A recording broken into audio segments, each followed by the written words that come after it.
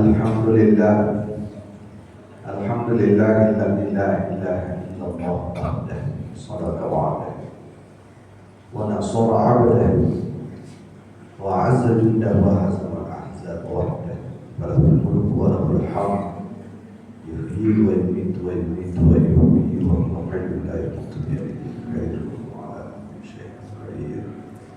Asyhadu an la ilaha illallah wahdahu la syarika lahu wa asyhadu anna Muhammadan abduhu wa rasuluhu la nabiyya ba'dahu.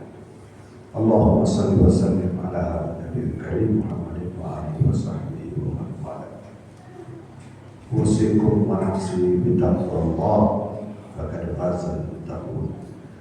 Wa alamu qala Allah ta'ala a'udzu billahi as-sami'il 'alim minasy syaithanir rajim. Bismillahirrahmanirrahim. Ya ayyuhalladzina amanu idza nudiya lis-shalati min yaumil jumu'ah fas'au ila dzikrillah wa dharul bait dzalikum khairun lakum in kuntum ta'lamun. Wa qala fi ayatin ukhra ittaqullaha haqqa tuqatih wa la tamutunna illa wa antum muslimun. Shadaqallah. Kaum muslimin wa saudara sekalian yang dimuliakan Allah Subhanahu wa taala. Marilah kita mengawali ibadah salat Jumat kita pada siang hari ini dan bersama-sama meningkatkan rasa syukur kita atas segala nikmat dan karunia Allah Subhanahu wa taala yang dianugerahkan dan dipancarkan kepada seluruh alam semesta, termasuk kepada diri kita, keluarga kita, masyarakat kita, bangsa Indonesia. Seluruh kenikmatan yang kita rasakan, baik yang kita sadari maupun yang kita tidak sadari, adalah semata-mata anugerah dan kasih sayang Allah Subhanahu wa taala.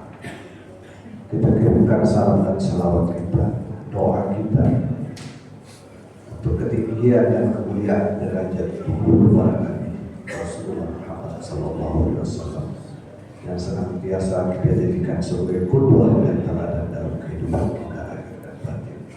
Dan juga kita harapkan bersama syafaat kelak yaumil qiyamah. Kaum muslimin yang berbahagia, pada kesempatan khutbah yang singkat ini kami diminta menyampaikan khutbah dengan judul kehidupan bermasyarakat dalam pandangan Islam.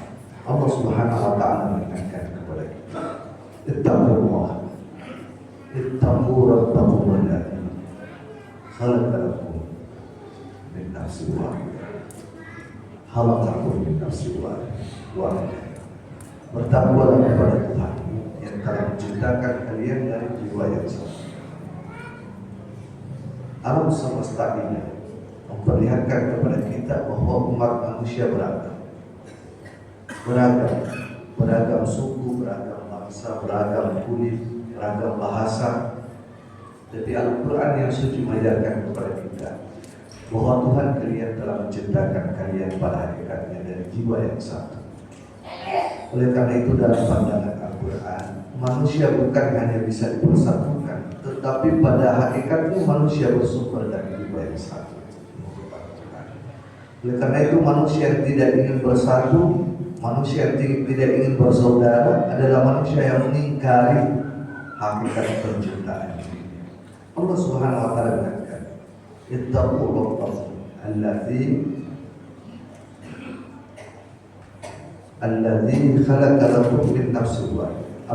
khalaqakum min nafsin wahidah. Bertakwalah kepada Tuhan yang menciptakan kalian dari jiwa yang satu, yang dalam riwayat biasa kita sebut dengan Adam alaihissalam. Tetapi karena kita hidup di bumi yang penuh dengan kejahatan ini, maka kita dibentuk oleh berbagai macam belakang budaya, belakang pekerjaan, atau belakang masa kecil. Akhirnya kita merasa berbeda dengan umat. Akhirnya umat manusia di atas bumi ini seringkali merasa lebih unggul dari orang yang lain. Akhirnya umat manusia di atas bumi ini seringkali merasa dia lebih penting dari orang yang lain. Bahkan ada manusia yang merasa lebih berhak menguasai orang yang lain di muka bumi. Maka lahirlah penjajahan. Kita lihat di sepanjang peradaban umat manusia, Sejarah menunjukkan bahwa bumi ini tidak pernah lepas dari berbagai macam bentuk penjajah. Hatta di kehidupan modern seperti sekarang kita melihat penjajahan terjadi di mana. Ini karena bersumber dari pandangan yang keluar dari fitrah manusia, bahwa manusia pada hakikatnya adalah makhluk yang berasal dari jiwa yang sama dan sama kedudukannya di hadapan Allah Subhanahu wa taala. Ketika Rasulullah menyampaikan khutbah terakhir di Madinah, yang paling beliau tekankan adalah tidak boleh satu jiwa menganggap jiwa yang lain itu berbeda dengan kita. Tidak boleh satu jiwa menghalalkan darah jiwa yang lain tanpa alasan yang hak. Dan ketika beliau menjelang dicabut nyawanya oleh Allah Subhanahu wa taala, yang dia sampaikan kepada keluarganya dan sahabatnya yang menyaksikan sakaratul maut itu adalah umat. Loh, kita ini adalah satu umat dan wakil, umat yang satu. Maka pandangan yang menginginkan perpecahan di tengah umat ini adalah pandangan yang keluar dari fitrah penciptaan. Manusia diciptakan pada hakikatnya adalah dari satu jiwa. Baru setelah kita hidup dengan latar belakang kehidupan yang berbeda, maka manusia menganggap dirinya berbeda dengan orang lain. Maka Al-Quran mengingatkan kita kembali. Ya ayyuhalladzina, wahai orang-orang yang beriman, bertakwalah kepada Allah Subhanahu yang menciptakan kalian min dzakarin aw untha wa ja'alnakum syu'uban wa qaba'ila. Ada laki-laki, ada perempuan, suku berbeda, bangsa berbeda, tapi tujuannya lita'aruf, agar supaya setiap orang bisa mengenal orang yang lain, setiap bangsa bisa mengenal bangsa yang lain. Jadi perbedaan yang ada di muka bumi ini justru menurut Al-Quran bertujuan agar supaya kita bisa mengenal satu sama lain. Jika kita mengenal satu sama lain, saling mengarifi, saling ta'aruf, maka kita bisa melakukan kerjasama, kolaborasi, sinergi, kerjasama internasional, internasional. Semua itu tujuannya adalah yang paling dekat dan paling bertakwa di hadapan Allah Subhanahu wa taala. Dia yang paling tinggi derajatnya. Inna akramakum indallahi atqakum.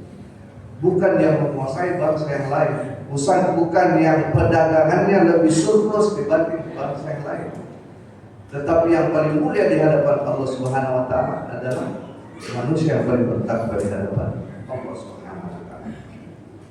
Agama Islam tidak menginginkan umatnya soleh secara individu. Soleh secara individu bagus, tetapi itu bertentangan dengan ajaran Islam dan penciptaan manusia. Maka Rasulullah sallallahu alaihi wasallam dalam sebuah hadis yang diriwayatkan oleh Imam Ahmad dan Imam At-Tirmidzi mengatakan, al-mu'minu alladhi yukhaliqu an-nasa wa yasbiru ala a'da'ihim a'zamu ajran. A'zamu ajran min alladziina la yukhaliqu an-nasa wa la yasbiru ala a'da'ihim. Orang beriman, orang beriman yang mau bergaul dengan sesama manusia, menjalin persahabatan, menjalin pertemanan, menjalin kerjasama, meskipun dia menemukan kesulitan, bahkan cercaan dari orang lain, lalu dia sabar dengan kendala-kendala pergaulan sosial yang dia hadapi itu, a'zamu ajran, lebih agung, lebih besar pahalanya di sisi Allah Subhanahu wa taala daripada mukmin yang tidak mau bergaul secara sosial. Mau soleh hidup sendiri, mau benar sendiri, tapi tidak mau terlibat dalam kegiatan sosial, tidak mau bekerja sama dengan masyarakat yang lain.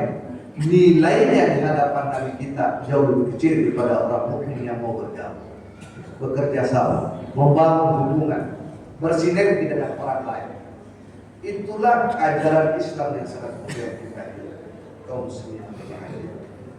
Karena itu Al-Quran mengajarkan 3 pilar agar supaya pergaulan sosial kita ini bisa menjadi optimal. Yang pertama, betul-betul kita saling mengenali. Bahkan Nabi kita mengatakan adalah tercela kalau ada 2 orang muslim, 2 orang mukmin ngobrol-ngobrol ketemu, ya, 2 manusia ngobrol ketemu saling berpisah tidak saling kenal, tercela.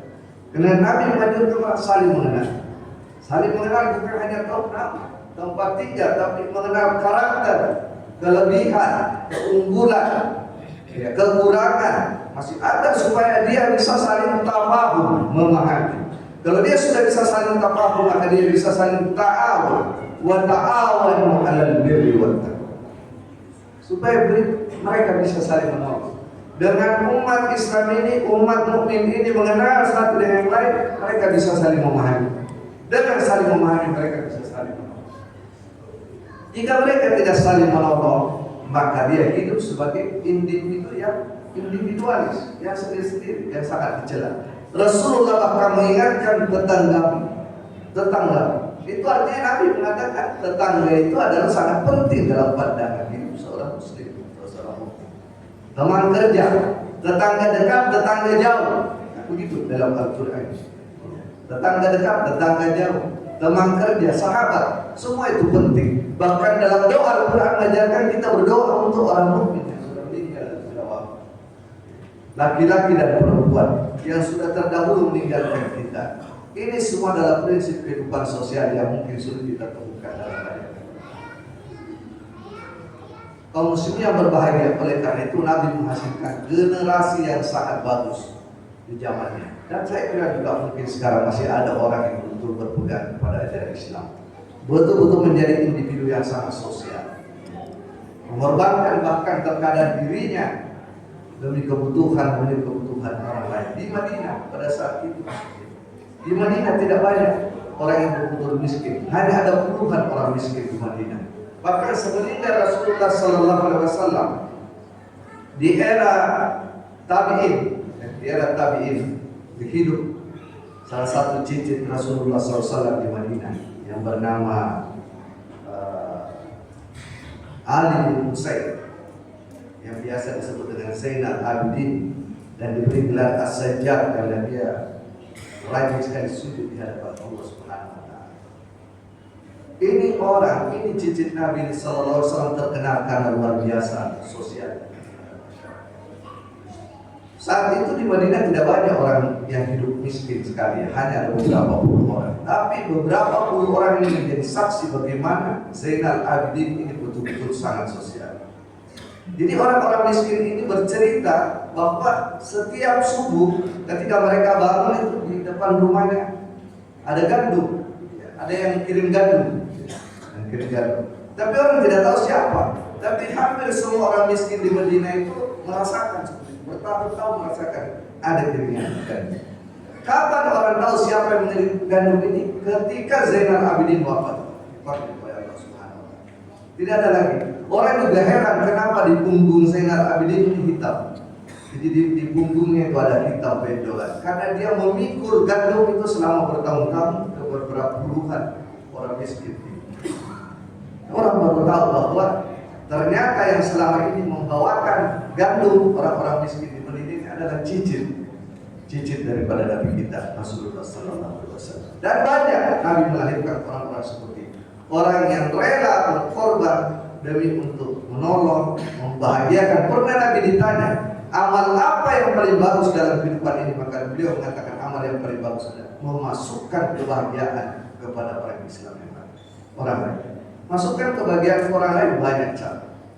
Mungkin ada orang yang curhat, kita tanggapi dengan positif. Ada orang minta mau pinjam duit, kita tidak bisa arah.